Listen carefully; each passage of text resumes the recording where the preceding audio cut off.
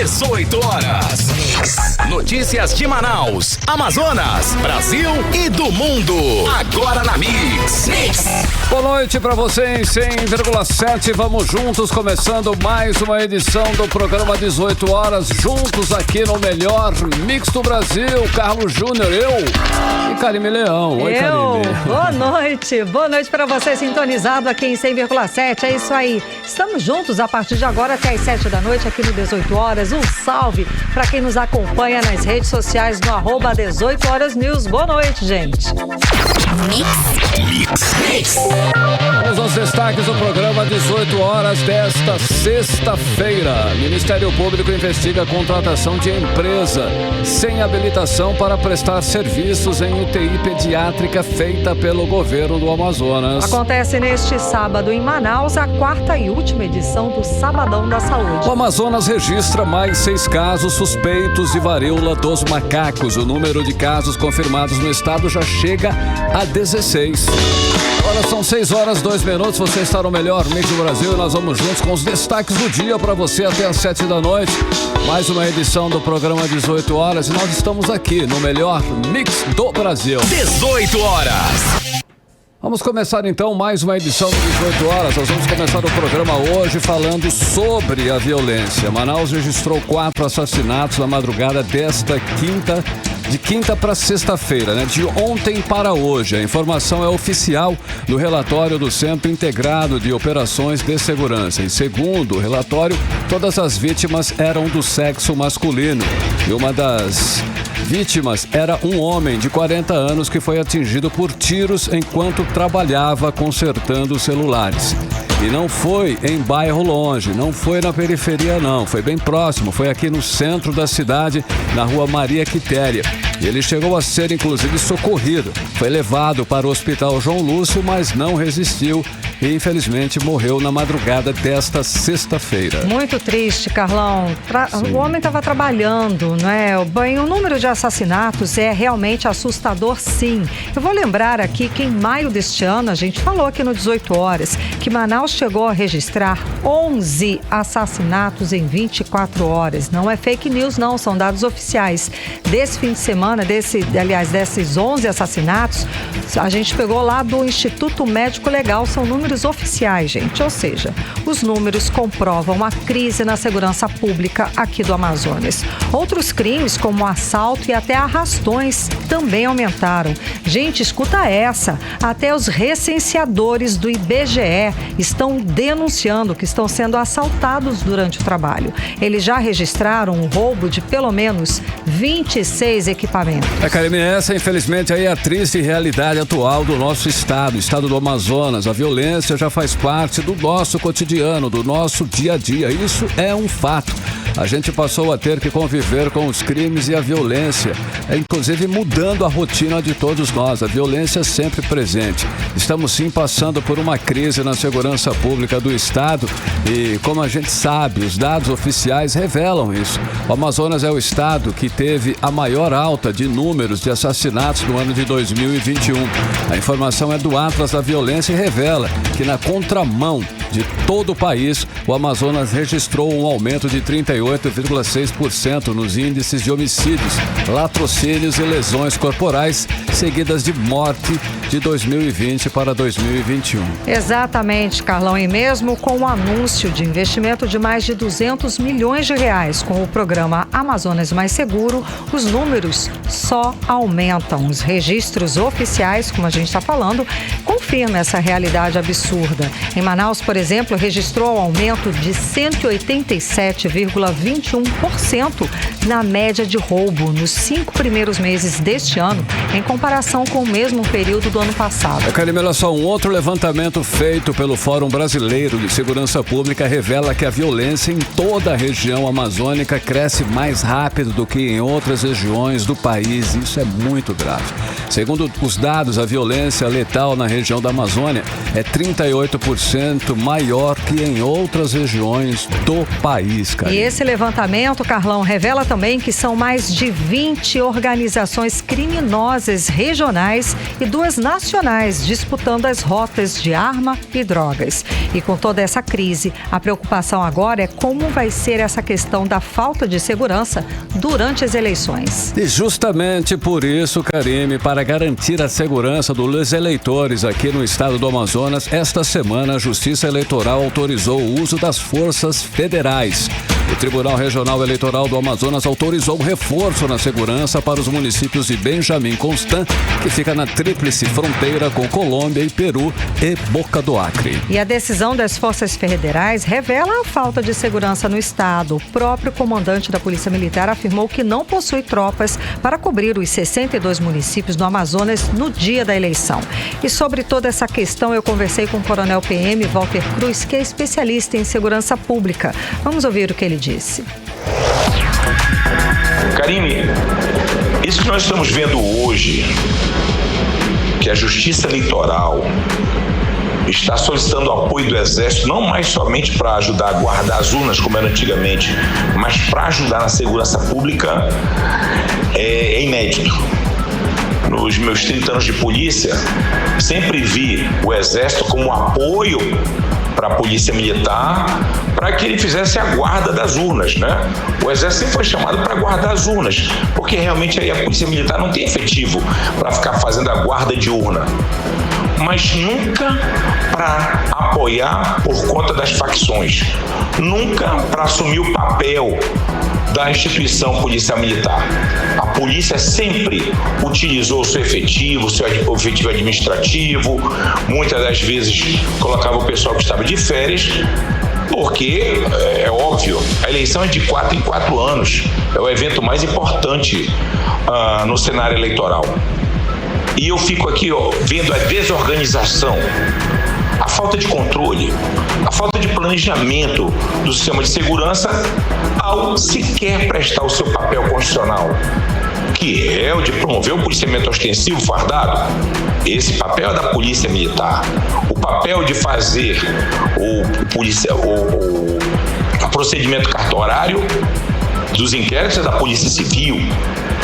Então, veja a que nível chegou o descontrole no sistema de segurança, onde hoje, infelizmente, nem mesmo a Justiça Eleitoral consegue dar crédito para o sistema de segurança ao ter que convocar forças federais para fazer o papel da nossa instituição. Uma pena que o sistema não se preparou. Esse governo que está aí está há 3 anos e tinha dito que tinha feito um plano de segurança. Obviamente que não cumpriu o que falou e obviamente que isso agora tem reflexos. E o reflexo na eleição é exatamente esse: não ter condição de fazer o seu papel, que é o de um policiamento ostensivo, preventivo, fardado. Temos que estar apelando para o Exército Brasileiro para que as eleições estejam tranquilas nessas áreas em que os próprios juízes eleitorais verificam que são áreas de conflagração entre facções. As facções estão no interior. Esse daí é o maior sinal, o sinal de que realmente tudo fugiu ao controle, infelizmente, desse governo. Por isso nós somos o estado hoje com o maior índice de crimes na região norte e o único estado que não reduziu crimes. Precisamos, na verdade, de uma visão política, uma visão institucional voltada para o interior do estado. Da forma como está, não dá. 18 horas.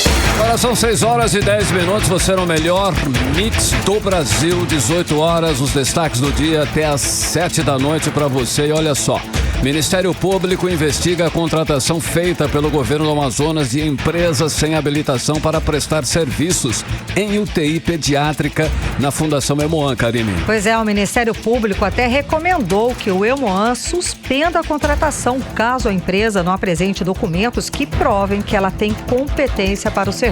E a contratação de empresas inadequadas para cuidar das UTIs dos hospitais do estado vem sendo denunciada pelo Sindicato dos Médicos do Amazonas. Vamos aos detalhes agora na reportagem de Odineia Araújo.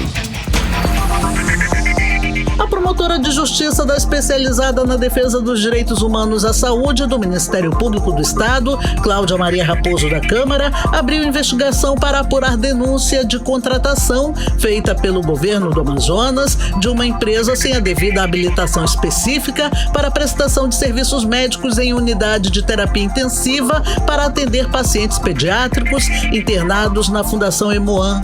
De acordo com a promotora Cláudia Câmara, a denúncia traz relatos de supostas irregularidades em procedimento licitatório lançado pelo governo do estado por meio do Centro de Serviços Compartilhados. O Ministério Público recebeu uma representação, então há indícios de que a empresa, pelo menos naquele momento, não apresentou a documentação necessária para comprovar a habilitação desses profissionais, a habilitação da própria empresa. O Ministério Público recomendou a suspensão do contrato com a empresa, caso não seja comprovado que ela tem capacidade para cuidar das crianças nas UTIs. O Ministério Público já expediu uma recomendação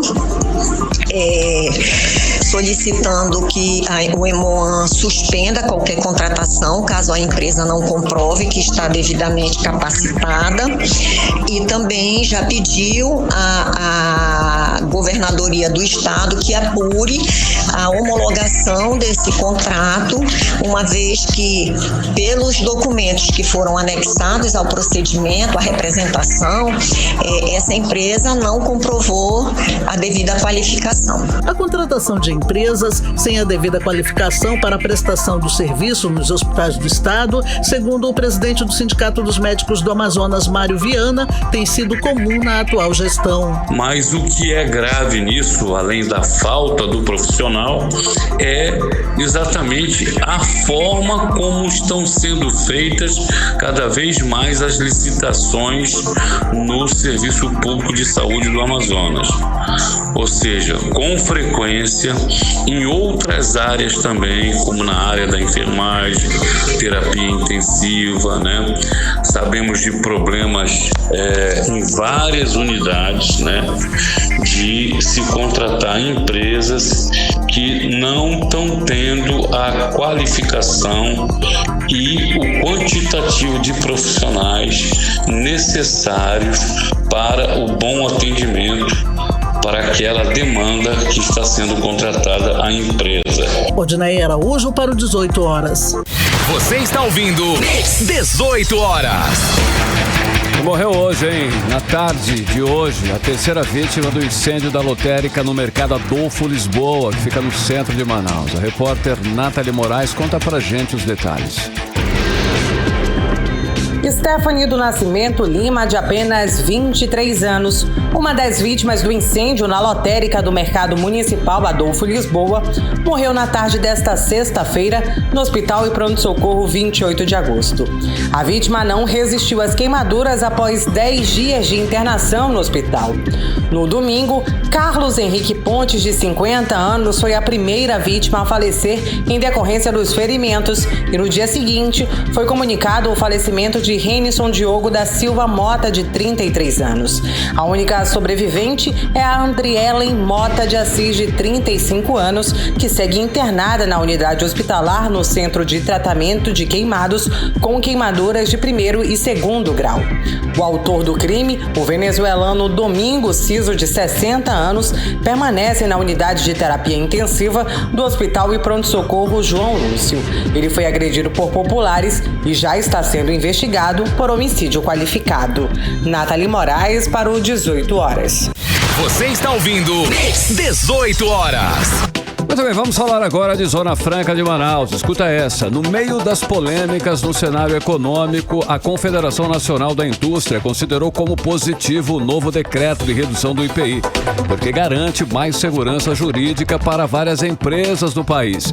Para a instituição, a norma preserva o diferencial competitivo dos produtos da Zona Franca de Manaus, Karine. Exato, Carlão. Isso porque o decreto não inclui mais de 109 produtos fabricados aqui na Zona Franca de Manaus. E a repórter Nathalie Moraes volta para explicar para a gente como é que ficou isso tudo. Em nota nota publicada nesta quinta-feira, a Confederação Nacional da Indústria avaliou que o decreto que reonera o imposto sobre produtos industrializados de itens fabricados na Zona Franca de Manaus garante segurança jurídica às indústrias. Para a instituição, a norma preserva o diferencial competitivo dos produtos da Zona Franca e era fundamental porque o imbróglio jurídico sobre o tema do Supremo Tribunal Federal gerava uma incerteza sobre os produtos sujeitos à redução do IPI.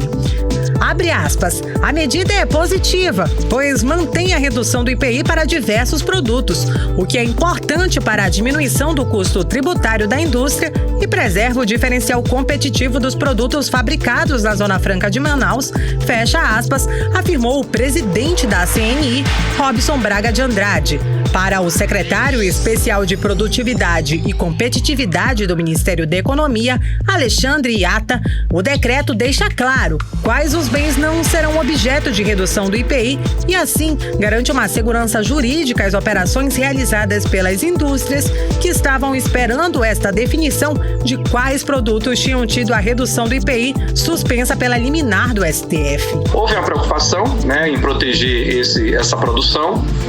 Com isso, depois você teve uma medida do Supremo que suspendeu os 2 decretos originais. Esse decreto agora, que saiu da semana passada para esta, esse é o decreto número 11.158, ele traz justamente aí uma busca de você resolver essa relação de compromisso entre, um lado, baixar os impostos sobre todos os produtos, a maioria dos produtos produzidos no país, e, por outro lado, proteger a Zona Franca de Manaus. Então você tem, para alguns produtos que são mais relevantes na produção da Zona Franca, esses produtos tiveram a sua alíquota estabelecidas no patamar original antes da primeira redução, e para os demais produtos a gente garantiu essa redução de 35%. E com isso aí o objetivo é você trazer justamente segurança jurídica para o funcionamento das empresas quando elas forem decidir, forem calcular qual valor do imposto elas vão cobrar ou vão recolher sobre o IPI. Formalmente, o decreto 11.182 atualizou a tabela de incidência do IPI e manteve a redução de 35% nas alíquotas dos produtos industrializados em linha com os decretos anteriores, deixando de fora da redução de alíquotas mais de 109 produtos que são relevantes para a Zona Franca de Manaus. A lista de produtos da Zona Franca que tiveram as alíquotas de IPI restabelecidas considerou 2 premissas, que são identificadas como atendimento ao processo produtivo básico e a relevância desses produtos no faturamento da Zona Franca de Manaus em relação ao restante do país. Essas alterações entraram em vigor na última quarta-feira. Nathalie Moraes para o 18 horas. Você está ouvindo 18 horas. Agora 6 horas e 18 minutos em Manaus. Vamos para Brasília conversar com o nosso correspondente, o jornalista Carlos Eduardo Matos. Cadu, boa noite, Cadu. Então, Cadu, vamos logo de cara a eleições 2022, porque agora o presidente Bolsonaro, candidato à reeleição, ele acena com a possibilidade de participar do debate lá da TV Bandeirantes, que deve acontecer neste domingo. Cadu, o que mudou para o presidente mudar de opinião, você sabe? Boa noite. Boa noite, Karime. Boa noite, Carlão. Boa noite, ouvintes do programa 18 horas e a todos que nos acompanham ao vivo pelo YouTube e pelo Instagram. Karime, entre a noite de ontem e a manhã de hoje, o presidente Jair Bolsonaro deu 2 notícias. A primeira é de que ele não iria mais ao debate da TV Bandeirantes, que será neste domingo às 21 horas, horário de Brasília. Ele disse isso na live de ontem no Facebook. E hoje, em uma entrevista à Jovem Pan, ele disse que agora vai participar do debate e que estaria pronto para reagir aos bombardeios que virão, principalmente de Lula, de Ciro Gomes e de Simone Tebet. O candidato do Partido Novo, Felipe Dávila, vai estar presente, mas ele está muito alinhado ao presidente Bolsonaro e seria ele aquela válvula de escape para fazer aquela velha jogada, né? Você levanta a bola e eu rebato, eu faço uma pergunta boa, você dá uma resposta positiva. Essa jogada aí seria feita aí com o Felipe Dávila. Mas o que está por trás dessa indecisão, desse impasse do presidente, Karime, é que de um lado tem o senador Flávio Bolsonaro, que é o coordenador político da campanha do pai. e o ministro Paulo Guedes, que vem ressurgindo como uma espécie de salvador da economia e agora ganhou voz dentro da campanha eleitoral. Ambos estão dizendo para ele não ir ao debate, sob risco de perder o controle da situação diante de tantos ataques que virão. Por isso, eles tentam convencer Bolsonaro a participar somente dos debates do segundo turno e, assim, enfrentar somente o candidato Lula num confronto aí cara a cara, sem intermediadores. Seria um duelo de titãs. E de outro lado, Karime, tem um núcleo de campanha preocupado em conquistar novos eleitores. Os marqueteiros sabem que a sabatina do Jornal Nacional, de segunda-feira, teve um resultado satisfatório. Agradou o seu público fiel, porém não alcançou os eleitores indecisos. E outro detalhe, a sabatina de ontem do ex-presidente Lula, também considerada boa, acabou tirando o foco da mídia de Bolsonaro, que é bastante natural, né? Ele teve mídia a semana inteira, então Lula agora é a bola da vez da grande mídia e das redes sociais. Então Bolsonaro tem ouvido esses dois lados, mas parece que ele decidiu aí que vai encarar, por enquanto, né, Karime? A equipe de Lula, embora tenha confirmado participação dele no debate, acabou entrando no impasse e agora aguarda a decisão final de Bolsonaro. Informação também de bastidor, Karime, é que Lula só vai estar na TV Band se Bolsonaro estiver presente. Porque se Bolsonaro não estiver presente no debate, Lula vai ser confrontado somente pelo Ciro Gomes, que atualmente morre de raiva do ex-presidente, e que vai ser um debate meio sem futuro, né? Então, eleição polarizada é isso, debates polarizados. Como eu sempre digo, vamos aguardar. Karime e Carlão. Ei, Cadu, olha só, no meio aí de uma das piores crises econômicas, né, que nós estamos passando aqui no nosso país, aqui no Brasil, o ministro Luiz Fux deve enviar aí um projeto de reajuste salarial do Poder Judiciário em setembro já, né? Pode isso, produção? Poder pode, né, Carlão? É um direito previsto na Constituição, assegurado ao Poder Judiciário de solicitar reajuste salarial. A questão é o momento, né? Embora o governo aponte aí a recuperação da economia, deflação, geração de empregos, enfim, todos nós brasileiros estamos passando por dificuldades, principalmente financeira, né? O dinheiro está curto para todo mundo. A carga tributária ainda é muito alta e a inflação corrói o nosso poder de compra, né? Então não está bem. Embora o governo diga que está melhorando, mas não estamos bem, não é momento de pedir reajuste salarial, de ninguém, na verdade, né? E como você falou, Carlão, o STF pretende entregar no mês que vem o projeto de lei que estabelece o reajuste salarial de 18% a todos os servidores públicos do Poder Judiciário, inclusive os ministros da Suprema Corte. O ministro do STF, para você ter ideia, Carlão, hoje recebe R$39 mil, fora benefícios e abonos. Com o reajuste, o salário pode aumentar para R$46 mil. E a ideia é que o reajuste seja concedido de forma escalonada até 2024. E importante ressaltar, o último reajuste do Poder Judiciário foi em 2016. E de acordo com a assessoria do STF, Carlão e Karime, embora a ideia, nesse momento, da presidência do STF é encaminhar esse projeto de lei, os dados, as informações, a solicitação, em setembro, mas sem uma data definida. Até porque o presidente, o ministro Luiz Fux, ainda está avaliando o melhor momento para encaminhar o pedido de reajuste, pois estamos vivendo, segundo ele próprio disse, uma crise econômica e um período eleitoral. Então, está ali na gaveta, ele está esperando o momento certo. Eu não acredito, pessoalmente falando, que ele vai encaminhar no meio dessa turbulência de campanha. Ele deve esperar a campanha acabar para então encaminhar esse pedido de reajuste salarial. E essa semana, Carlão, representantes de diversas categorias do Serviço Público Federal se reuniram com a equipe econômica do ministro Paulo Guedes, mas não saiu nada de bom, não saiu nenhuma novidade. Os servidores do Poder Executivo querem um reajuste de 9%, definiram esse percentual em conjunto aí apenas para reposição de perdas salariais.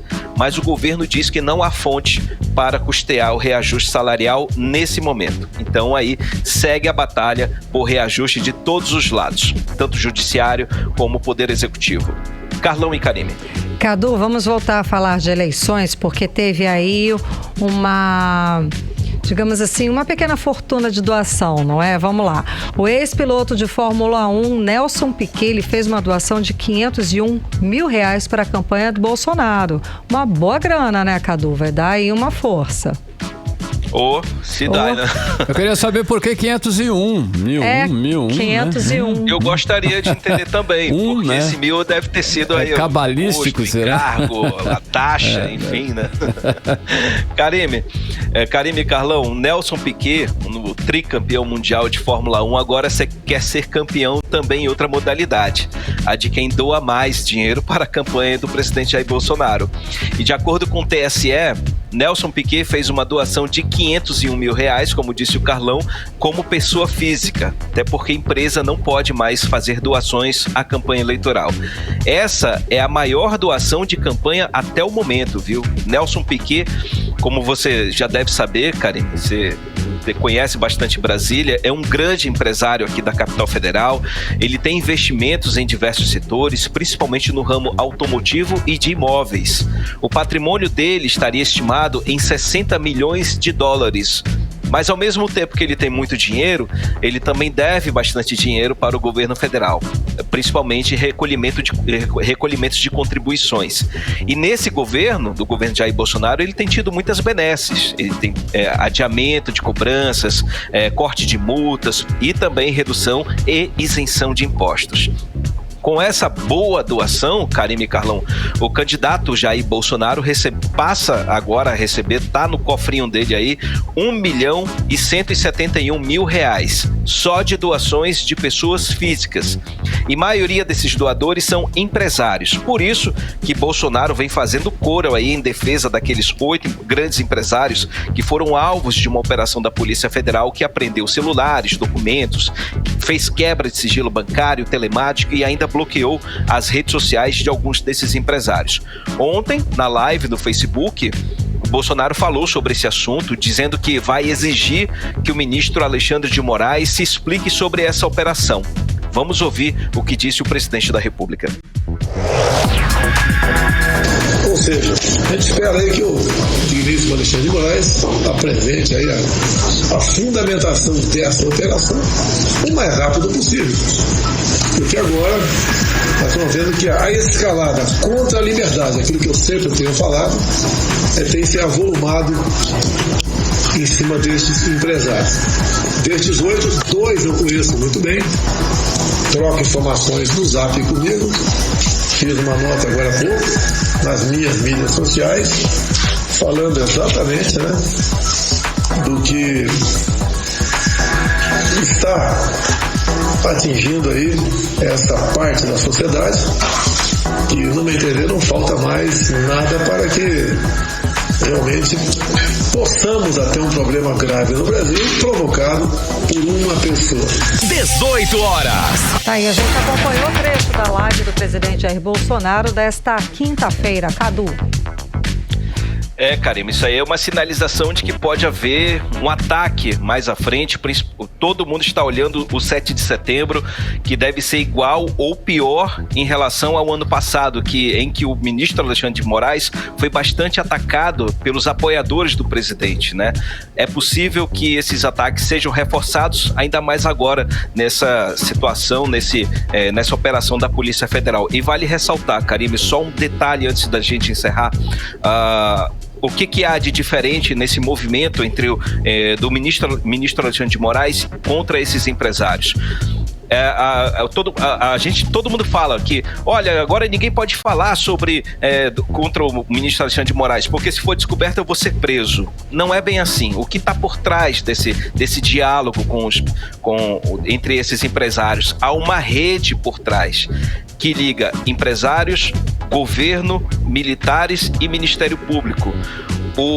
o Procurador-Geral da República, Augusto Aras, ele está conectado a esse grupo, que está conectado aos militares e que está conectado ao governo. Então, por isso que essa rede é o âmago aí de uma grande rede, uma grande operação aí que está sendo provavelmente desmontada, que está tentando protagonizar atos democráticos após o resultado das eleições. Caso Lula seja eleito, seriam aí arquitetados diversas ações no Brasil inteiro, atos antidemocráticos aí financiados por esses grupos de empresários.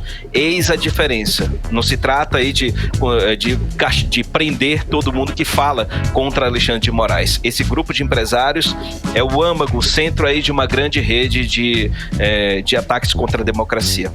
Volto com vocês, Karime e Carlão. Obrigada pelas informações, Cadu. Boa noite, bom fim de semana. Valeu, gente. Um abraço. Tchau. 6h30, você no melhor mix do Brasil. 18 horas. Olha só, sobe para 16 os casos confirmados de varíola dos macacos no Amazonas. A Fundação de Vigilância em Saúde do Estado confirmou mais 6 novos casos nesta quinta-feira. O repórter Hector Silva traz os detalhes.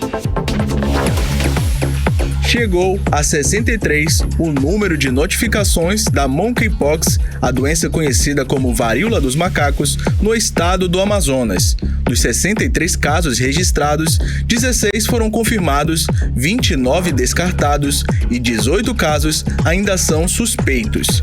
Desses casos suspeitos, 6 entraram na estatística neste último boletim. O médico infectologista Nelson Barbosa explica como evitar ser contaminado pelo vírus. A transmissão acontece por via aérea, através da respiração de uma pessoa para outra, tossir, espirrar. Isso tudo pode veicular o vírus para uma outra pessoa. E também pelo contato íntimo com a outra pessoa que tenha as lesões. Principalmente se aquelas lesões de pele estourarem, porque no líquido há uma quantidade imensa de vírus. Então essas são as formas de transmissão da varíola dos macacos. Como ela é uma doença que você pode pegar pelo ar, alguém tossir, espirrar, o ideal é usar a máscara. A máscara é um dos fatores que contribui muito. A outra é a higiene das mãos, com álcool em gel, álcool 70, água e sabão, e manter a distância, né? Aquela distância aceitável de 1,5 metro de cada pessoa. Hector Silva para o 18 horas. Você está ouvindo 18 horas. Muito bem, agora são 6h33. Você no melhor mix do Brasil. Daqui a pouquinho você confere no 18 horas. Amanhã, sábado, acontece a 4ª e última edição do Sabadão da Saúde. Esse é o nosso assunto em instantes. 18 horas. E agora nós vamos conferir a previsão do tempo, hein? Hoje é sexta-feira, tempo e temperatura com ela, Karime Leão. Previsão do tempo. Segundo informações do Climatempo, a previsão é de chuva rápida durante a noite e a madrugada. As chances de chuva são de 67%. A mínima prevista é de 23 graus, a máxima não deve passar dos 32 graus. A umidade relativa do ar fica entre 47% e 93%. Mix. Com o Amazonas na fase verde da pandemia, que é considerada de baixo risco, foi registrada uma queda na procura diária pela vacina contra a Covid-19. Segundo a Secretaria Municipal de Saúde, a queda foi de 65% na população de Manaus apta a receber o imunizante, hein, Karime? Pois é, Carlão, e mesmo com a melhora no cenário epidemiológico da doença, é importante lembrar, tá? De atualizar o esquema vacinal, principalmente com as doses de reforço, como explica a repórter Nathalie Moraes. Manaus registrou uma queda de 65% na procura diária pela vacina contra a Covid-19 na primeira quinzena do mês de agosto, em comparação com o mesmo período do mês de junho deste ano. A Secretaria Municipal de Saúde recomendou que, mesmo com a melhora no cenário epidemiológico da doença, a população não deixe de atualizar o seu esquema vacinal, principalmente com as doses de reforço.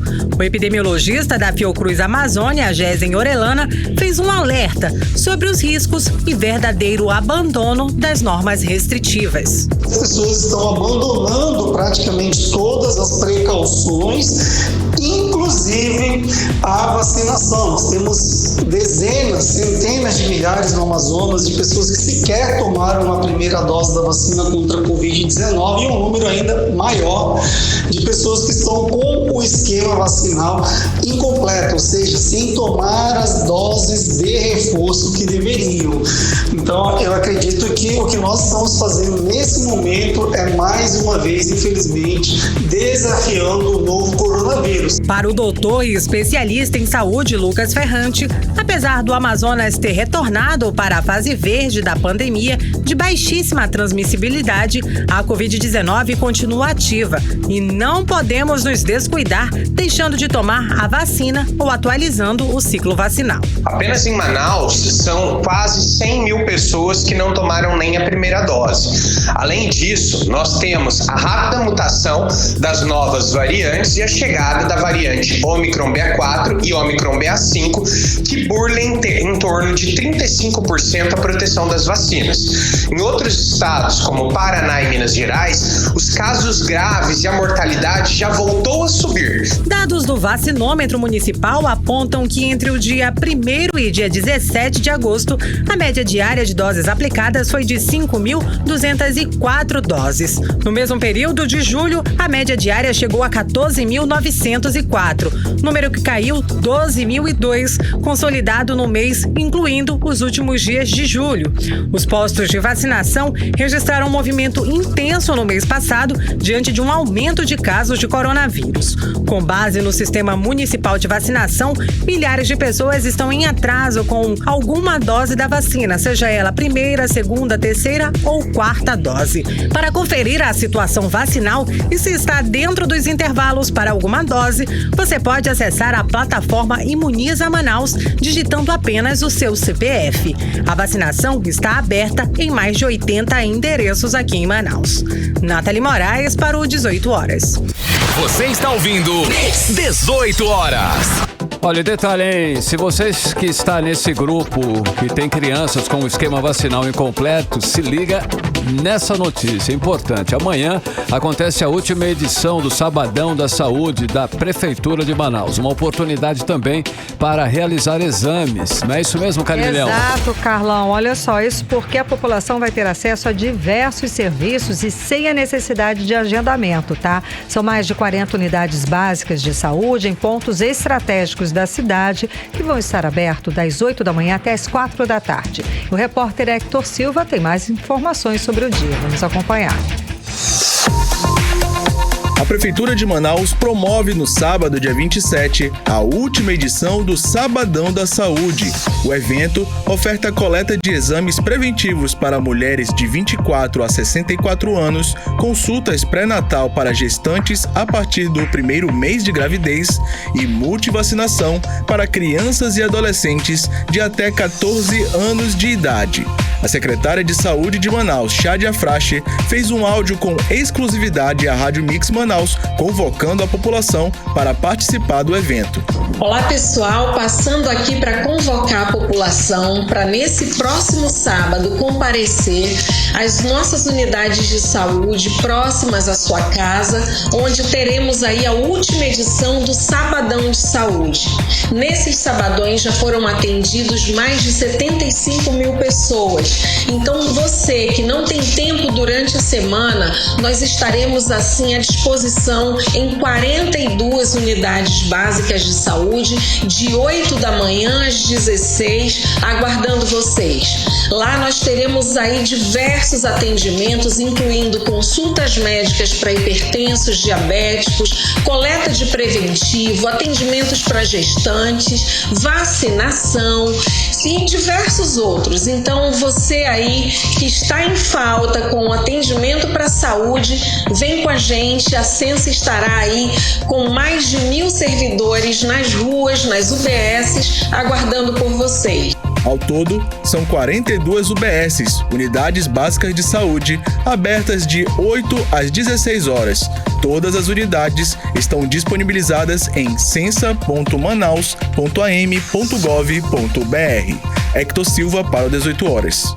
Você está ouvindo 18 horas. Agora em Manaus, 6 horas e 40 minutos. Vamos falar sobre os bastidores da política local com Artemisa Gadelha. Artemisa, muito boa noite. Então, Artemisa, ela voltou. A propaganda eleitoral gratuita no rádio e na TV. Artemisa, conta pra gente quais foram as propostas dos candidatos ao governo do estado do Amazonas e quem que inaugurou o horário aqui. Boa noite. Propaganda eleitoral, não é isso mesmo, Karime? Boa noite para você, boa noite, Carlão, boa noite a todos que acompanham o programa 18 horas. Bom, Eduardo Braga, do MDB, foi ele que abriu, então, hoje a propaganda eleitoral gratuita na TV e no rádio. Ele que é da Coligação em Defesa da Vida. Ele teve o segundo maior tempo do programa eleitoral gratuito para TV e rádio, com 2 minutos e 45 segundos. Entre os temas, Eduardo Braga falou da saúde, que vai construir novos hospitais para o Amazonas, e na área de habitação prometeu construir novas moradias. Outro tema foi a segurança pública, né, que esteve também em pauta aí no primeiro programa do candidato ao governo. Eduardo ainda relembrou, lembrou, na verdade, do interior do Amazonas, que para ele continua esquecido da gestão do atual governador. Bom, o Wilson Lima, o atual governador, né, que é candidato à reeleição pelo União Brasil, Wilson Lima, da coligação Aqui é Trabalho, teve o maior tempo, 3 minutos e 54 segundos. Foi o segundo a se apresentar hoje. O Wilson apresentou um vídeo onde pessoas dublavam a voz dele, simbolizando todos numa só voz, num só sentimento. O Wilson chama cada um para continuar o trabalho, dizendo que é daqui para melhor. Ficou vago, viu? Mensagem bonita, mas sem aprofundamento das propostas. Bom, tá só iniciando. Vamos acompanhar os próximos programas. Israel Tuiuca, que foi o terceiro, candidato pela Federação Pessoal e Rede a se apresentar hoje, ele teve apenas 20 segundos. Então, com pouco tempo, não foi possível se aprofundar nas propostas de governo. Por isso, o enfoque dele foi a floresta, o povo que nela habita. Disse que devemos cuidar da Amazônia, pois ela é a nossa casa. Henrique Oliveira, o candidato da coligação Amazonas Pode Mais, ele que é do Partido Podemos, ele se definiu na propaganda como o cabeção, se referindo também ao slogan, que diz: a escolha tem que ser gigante. Ele teve pouco tempo também, Karime, Carlão e ouvintes, apenas 27 segundos. Amazonino Mendes, da Federação Cidadania e PSDB, coligação A Força do Povo, escolheu um dos principais desafios da eleição de 2022, a fome. Mesmo com pouco tempo, 50 segundos, Amazonino falou do assunto, mostrando uma visita que ele fez a uma família que não tinha o que comer naquele dia. Uma casa de madeira, uma mulher, ela abre a geladeira vazia, e fala que às vezes passa fome com os filhos. Então, a Amazonino apresenta para ela a proposta que, inclusive, nós já falamos aqui no programa 18 horas, propostas de governo dele para esse tema, que é o auxílio estadual, Atualmente, esse auxílio é pago pelo atual governador, R$ 150. E Amazonino promete aí, caso seja eleito, triplicar esse valor, ou seja, passar de 150 para R$ 450. O candidato do Cidadania promete que, se for eleito, esse programa será feito por ele imediatamente, assim que assumir, então, a cadeira do governo do estado do Amazonas. Ricardo Nicolau, do Solidariedade, da coligação Nós o Povo, fechou o programa eleitoral dessa sexta com o tema saúde. com quase 1 minuto de duração. Bom, o assunto tem sido um dos principais debates da campanha dele.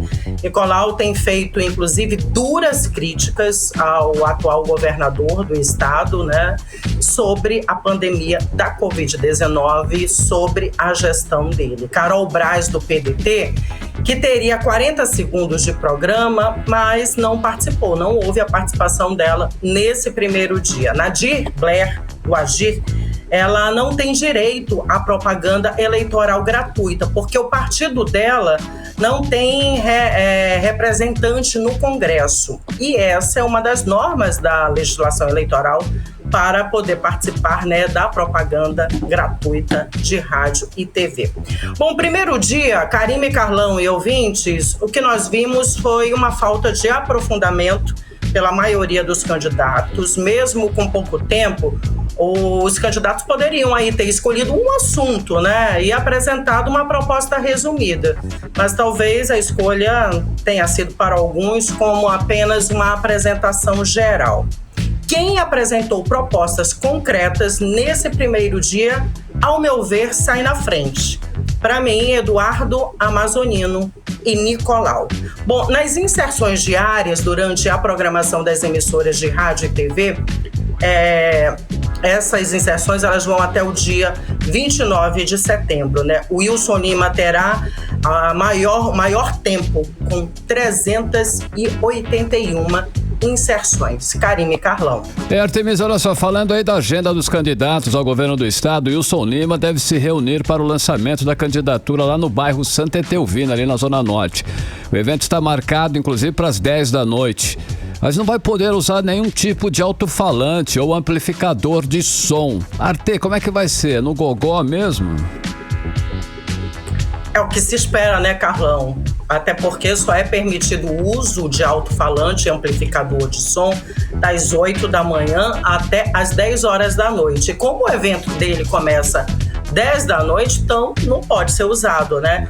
E temos aí o governador, ele é campeão, inclusive, de denúncias no Tribunal Regional Eleitoral pelos adversários por propaganda irregular e por ter, inclusive, diversas representações aí, né, referentes a essa campanha. E pode ter mais uma, né, caso ele descumpra aí essa regra. Bom, amanhã o Wilson Lima terá uma carreata saindo do bairro Japim, né? Vai ter adesivaço também ali na zona sul de Manaus. O candidato ao governo do Amazonas, Amazonino Mendes, da Federação PSDB e Cidadania, se reuniu hoje com o governador do Pará, Helder Barbalho, do MDB, para discutir políticas de desenvolvimento para a região norte, que priorizem, né, a geração de emprego e renda, visando aí a melhoria da qualidade de vida das pessoas que moram na Amazônia. Entre os assuntos discutidos nessa reunião, temas como meio ambiente, exploração sustentável, entre outros assuntos. Eduardo Braga já começou o dia em Silves, interior do Amazonas, saiu em carreata pela cidade, teve bandeirada, enfim, comício, e ele está agora em Itapiranga, também município do Amazonas. Participou de uma carreata e agora está reunido em um comício com a população da cidade. O senador deve passar o fim de semana viajando pelo interior do estado. Hoje a agenda dos candidatos, vamos ficar com os 3 que estão pontuando na frente das últimas pesquisas eleitorais. Karime, Carlão. Artemisa, obrigada pelas informações. Uma boa noite, um ótimo fim de semana para ti. Para vocês também. Até segunda. Tchau, tchau. Tchau, tchau. Até segunda. 18 horas. Olha só, nesse fim de semana acontece a última etapa do Circuito Amazonense de Beach Tênis. O evento é promovido pela Federação Amazonense de Tênis, Karime. E o circuito é válido pelo ranking amazonense, que vai definir os representantes para a Copa das Federações, que acontece no mês de outubro. E a nossa reportagem conversou com o presidente da Federação Amazonense de Tênis, Ivanildo Wilkins, um dos coordenadores da competição. Vamos ouvir. Participarão do evento 84 atletas divididos em 8 categorias, sendo 5 no masculino e 3 no feminino. Já foram realizadas 3 etapas pelo circuito amazonense de beach tênis. A primeira foi na Escola Guga, a segunda aqui mesmo no balneário do Sesc, a terceira no Bosque Clube e a quarta e última etapa está sendo cumprida aqui no balneário do Sesc novamente. 18 horas. Muito bem, agora são 6 horas e 49 minutos. Você no melhor mix do Brasil. 18 horas, os destaques do dia para você. E agora nós vamos conferir a previsão do tempo. Tempo e temperatura. Final de semana, hein? Sabadão e domingão. Tempo e temperatura, Karime Leão. Previsão do tempo. Segundo informações do Climatempo, para este sábado, o tempo deve ser de sol e aumento de nuvens de manhã, com pancadas de chuva à tarde e à noite. A mínima prevista é de 23 graus, a máxima pode chegar a 33 graus. A umidade relativa do ar fica entre 58% e 99%. Já para o domingo, a mínima prevista é de 23 graus, a máxima pode chegar a 34 graus. A previsão é de sol, com algumas nuvens. Chuva rápida durante o dia e a noite. Primeiro cardeal da Amazônia, arcebispo de Manaus, Dom Leonardo Steiner, será ordenado pelo Papa Francisco neste sábado. E um detalhe importante é que, ao se tornar cardeal, o arcebispo de Manaus vai poder se candidatar para ser Papa, Karine. Exatamente. E segundo a imprensa internacional, com a escolha dos novos cardeais, o Papa Francisco estaria realmente preparando a sua sucessão, uma vez que ele já admitiu que poderia renunciar para cuidar da saúde. Quem tem mais detalhes a respeito do assunto é a repórter Odinê Araújo. Vamos acompanhar. A comunidade católica de Manaus vive a expectativa de ser pastoreada a partir deste sábado por um sacerdote que assiste diretamente ao Papa, o chefe máximo da doutrina católica e do Estado da Cidade do Vaticano. O cardeal é considerado na diplomacia como um príncipe da Igreja e Dom Leonardo Steiner será o primeiro cardeal da Amazônia a partir deste sábado, quando será ordenado juntamente com outros 19 cardeais de várias nacionalidades, entre eles o também brasileiro Dom Paulo César Costa, arcebispo de Brasília. Para o padre Paulo Tadeu Baralci, Dom Leonardo será um colaborador direto do Papa e isso ajuda não só quem assume a missão. Ao povo que caminha sob o seu pastoreio, a vida do povo da Amazônia, da Arquidiocese de Manaus, a vida dos povos da Amazônia vai estar ainda mais próxima do coração do Papa, sempre atento àquilo que acontece nas periferias do mundo e da Igreja. Certamente Dom Leonardo continuará contribuindo para uma igreja em saída, igreja que quer ser presença em meio do povo, através de cada um dos diferentes ministérios exercidos nela, também por meio daqueles que assumem a missão cardinalícia. A cerimônia de ordenação de Dom Leonardo está marcada para as 16 horas na Basílica de São Pedro, no Vaticano. Aqui no Brasil, a celebração será às 11 horas pelo horário de Brasília e 10 da manhã pelo horário de Manaus. Dos 20 novos cardeais, 16 deles têm direito ao voto no conclave. O conclave é a reunião do Colégio de Cardeais convocada para eleger um novo Papa. Para ter direito ao voto no conclave, o cardeal precisa ter mais de 80 anos. Dom Leonardo vai fazer 72 anos em novembro. Tanto ele quanto o arcebispo de Brasília têm idade para votar e se candidatar ao papado.